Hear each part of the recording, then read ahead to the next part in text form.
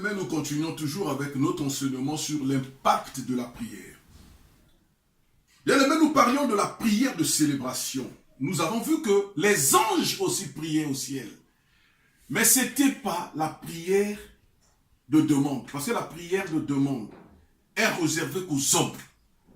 Mais la prière de célébration, et les anges et les hommes la pratiquent. C'est une prière au cours de laquelle nous élevons Dieu. Nous adorons Dieu, nous louons Dieu et nous lui rendons des actions de grâce, c'est-à-dire nous le remercions. Bien aimé, la prière de célébration est le plus haut degré de la prière, car elle est conçue selon le modèle du tabernacle. En effet, tout le monde avait libre accès au parvis. Les sacrificateurs encore pouvaient aller jusqu'au lieu saint. Cependant, seul le souverain sacrificateur pouvait aller jusqu'au lieu très saint. Bien aimé, en fait, ce sont des allégories, ce sont des images. À la mort de Jésus, la Bible dit le voile du temple a été déchiré. Et nous avons maintenant libre accès au lieu très saint, qui est le fief de l'adoration. Parce que dans le tabernacle, dans le lieu très saint, il y avait l'arche de l'alliance. C'est là où il y avait la présence de Dieu. Tout le monde pouvait venir au parvis. Tout le monde pouvait venir au lieu, les sacrificateurs, le peuple pouvait venir au parvis, les sacrificateurs pouvaient arriver jusqu'au lieu saint, mais seul Aaron, le souverain sacrificateur, pouvait aller au lieu très saint. Écoutez ce que la Bible nous dit dans Matthieu 27, 51, 52. Jésus poussa de nouveau un cri. Ça, ce sont les événements qui se passent à Golgotha. Là, notre maître, le Seigneur des Seigneurs, le Dieu des dieux, le roi des rois, est crucifié. Matthieu 27, 50 à 52. Jésus poussa de nouveau un cri et rendit l'esprit. Et voici le voile du temple se déchira en deux. Depuis le haut jusqu'en bas, la terre trembla. Les rochers se fondirent, les sépulcres s'ouvrirent et plusieurs corps des saints qui étaient morts ressuscitèrent. Bien-aimé, ce jour-là, lorsque Jésus a rendu l'âme, lorsque Jésus a rendu le dernier soupir sur la croix, bien-aimé, le voile du temple se déchira en deux. Et depuis ce jour, nous sommes tous en Jésus-Christ une race élue et un sacerdoce royal. Notre souverain sacrificateur, Jésus-Christ, nous fait entrer maintenant dans le lieu très saint, sans protocole. C'est pourquoi il est dit que nous pouvons nous approcher avec assurance du trône de la grâce. Frère, que devons-nous faire face à un Dieu si bon? Que pouvons-nous faire face à un Dieu si merveilleux, si ce n'est de le célébrer? Lui qui a laissé la gloire, il est venu mourir pour nous.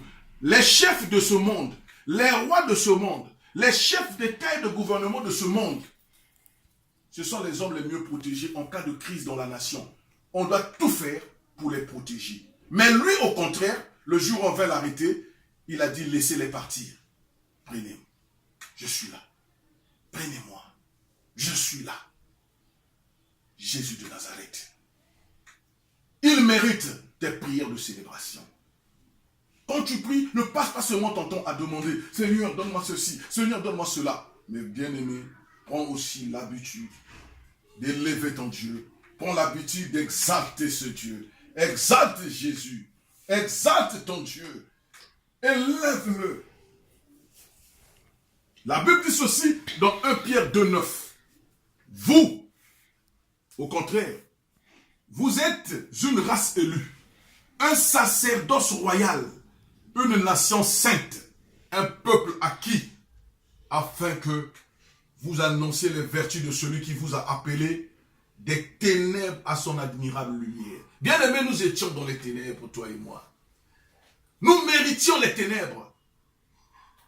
Mais non.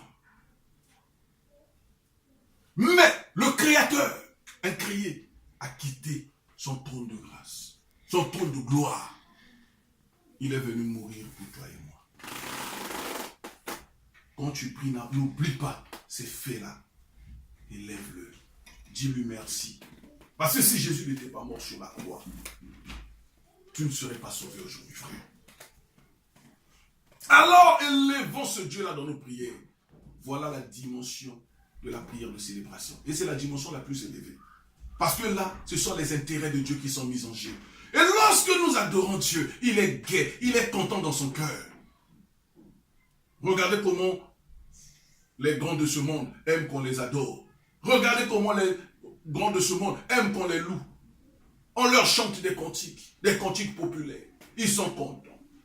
Ils font sortir quelquefois l'argent. Ils se mettent à distribuer des billets aux gens. Excusez-moi. Mais la Bible dit ceci, dans Jean 4, 23 à 24.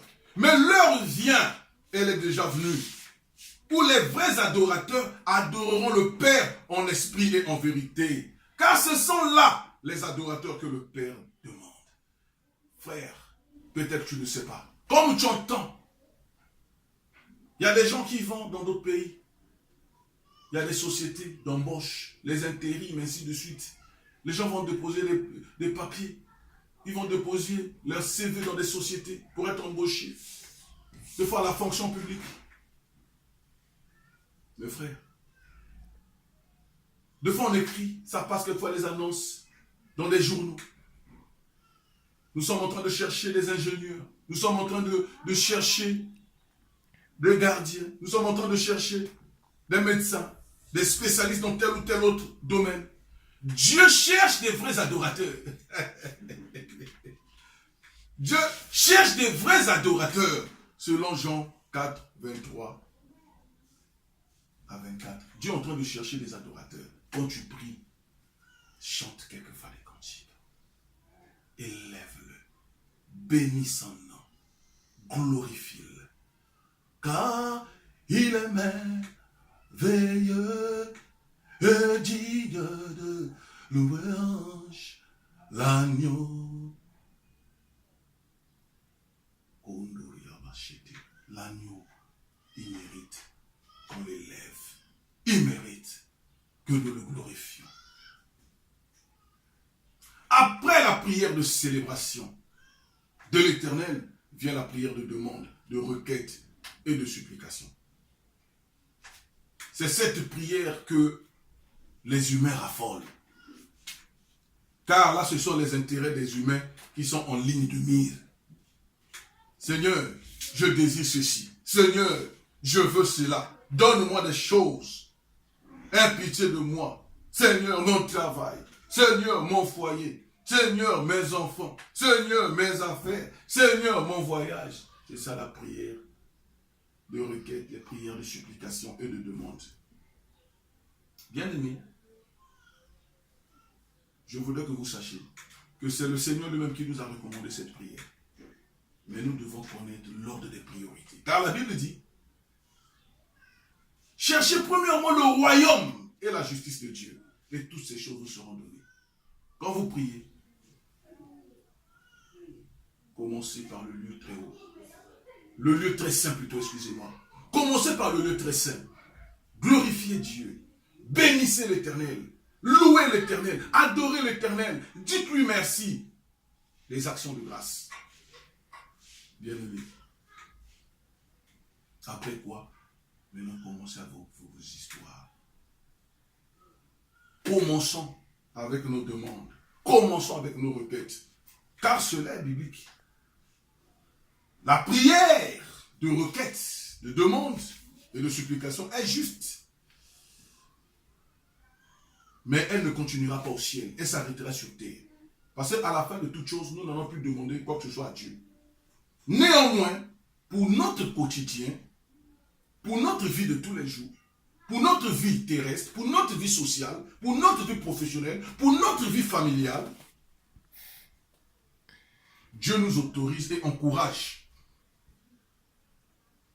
à pratiquer la prière de demande. Car il est dit dans Matthieu 6, 11, dans la prière de notre Père, donne-nous aujourd'hui notre pain quotidien. Donne-nous aujourd'hui notre pain de ce jour. Dieu sait et Dieu nous recommande de lui demander. Donc Philippiens 4, 6, il dit, ne vous inquiétez de rien, mais en toute chose, faites connaître à Dieu vos besoins par des prières, des supplications et les actions de grâce. Et la paix de Dieu qui surpasse toute intelligence gardera vos cœurs, votre cœur et vos pensées en Jésus-Christ. Bien aimé, il y a une histoire dans la Bible qui m'a marqué ces derniers temps. Quand je l'ai lu, je l'ai parcouru, le Saint-Esprit m'a fait découvrir quelque chose que je vais partager avec vous.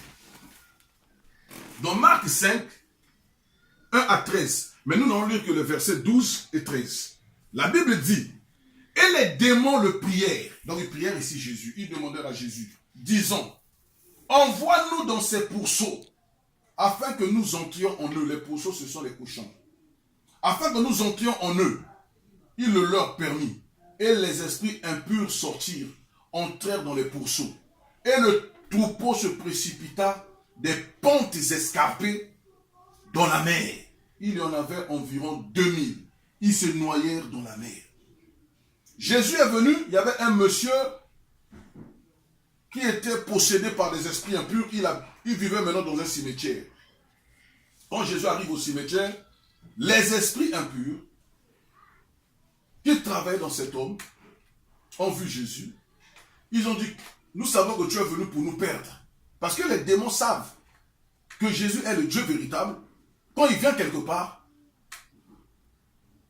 les démons se perdent. Bien aimés dans le Seigneur.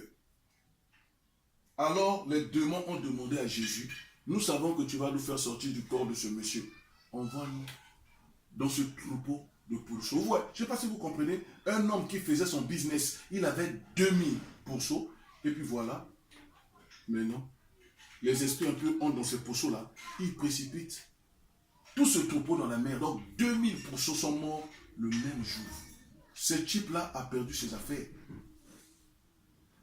On aurait pu porter plainte à Jésus. On aurait pu porter plainte à Jésus pour destruction de biens d'autrui.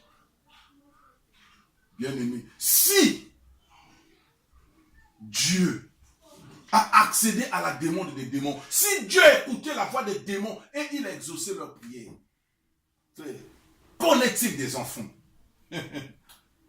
N'oubliez pas que les démons sont des rebelles de Dieu. Les démons, c'est des anges déchus. Ils étaient au ciel, ils ont voulu faire un coup d'état pour prendre la place de Dieu. Mais cependant, Jésus a accordé leur requête. À plus forte raison, un enfant de Dieu. Que cherches-tu? Quelle est ta requête? Quelle est ta demande? Quel est ton besoin que Dieu ne puisse accorder? Dieu peut t'accorder tout. Dieu peut t'accorder tout. Dieu peut t'accorder tout. Alléluia.